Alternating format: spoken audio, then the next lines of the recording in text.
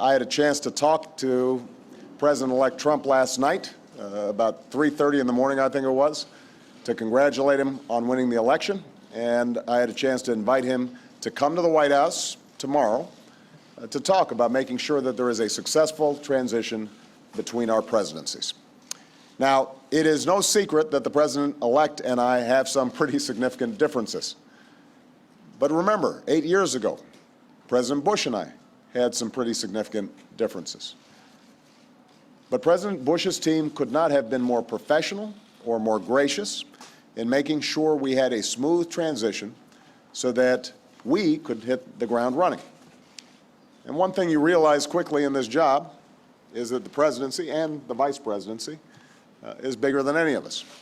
So I have instructed my team to follow the example that President Bush's team set 8 years ago and work as hard as we can to make sure that this is a successful transition for the President-elect.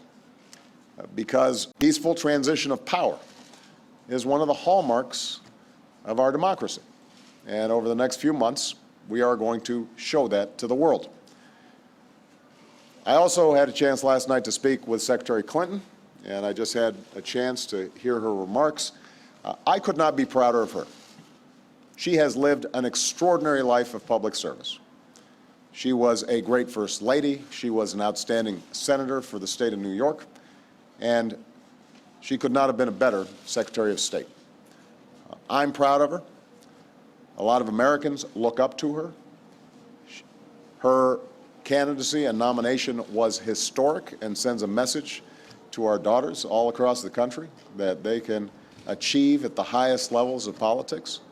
And I'm absolutely confident that she and President Clinton will continue to do great work for people here in the United States and all around the world. Now, everybody is sad when their side loses an election. But the day after, we have to remember that we're actually all on one team. This is an intramural scrimmage. We're not Democrats first. We're not Republicans first. We are Americans first. We're patriots first. We all want what's best for this country. That's what I heard in Mr. Trump's remarks last night. That's what I heard when I spoke to him directly, and I was heartened by that. That's what the country needs. A sense of unity, a sense of inclusion, a respect for our institutions, our way of life, rule of law, and a respect for each other. I hope that he maintains that spirit throughout this transition, and I certainly hope that's how his presidency has a chance to begin. I also told my team today to keep their heads up, because the remarkable work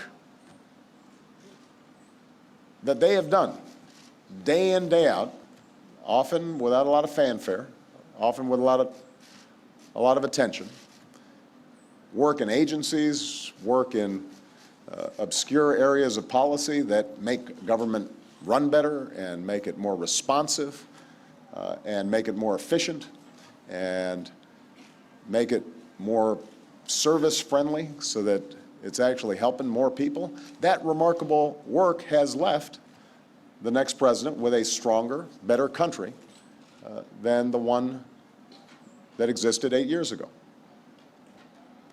So win or lose in this election, that was always our mission. That was our mission from day one. And everyone on my team should be extraordinarily proud of everything that they have done. And so should all the Americans that I've had a chance to meet all across this country, who do the hard work of building on that progress every single day. Teachers in schools, doctors in an ER clinic, small businesses putting their all into starting something up, making sure they're treating their employees well. All the important work that's done by moms and dads and families and congregations in every state, the work of perfecting this union. So this was a long and hard-fought campaign. A lot of our fellow Americans are exultant today. A lot of Americans are less so. But that's the nature of campaigns. That's the nature of democracy. It is hard and sometimes contentious and noisy.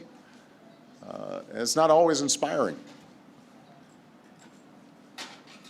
But to the young people who got into politics for the first time and may be disappointed by the results, I just want you to know you have to stay encouraged. Don't get cynical. Don't ever think you can't make a difference. As Secretary Clinton said this morning, fighting for what is right is worth it. Sometimes you lose an argument. Sometimes you lose an election. You know, the path that this country has taken has never been a straight line. We zig and zag, and sometimes we move in ways that some people think is forward and others think is moving back. And that's okay. I've lost elections before. Joe hasn't, but, you know. So I've been sort of sharing. You beat me badly. That's the way politics works sometimes. We try really hard to persuade people that we're right. And then people vote. And then if we lose, we learn from our mistakes, we do some reflection, we lick our wounds, we brush ourselves off, we get back in the arena. We go at it. We try even harder the next time. The point, though, is that we all go forward with a presumption of good faith in our fellow citizens.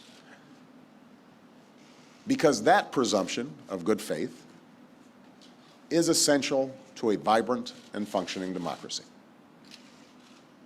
That's how this country has moved forward for 240 years. That's how we've pushed boundaries and promoted freedom around the world. That's how we've expanded the rights of our founding to reach all of our citizens. It's how we have come this far. And that's why I'm confident that this incredible journey that we're on as Americans will go on. And I'm looking forward to doing everything that I can to make sure that the next president is successful in that. I've said before, I think of this job as being a relay runner. You take the baton, you run your best race, and hopefully by the time you hand it off, you're a little further ahead. You've made a little progress. And I can say that we've done that, and I want to make sure that handoff is well executed, because ultimately we're all on the same team.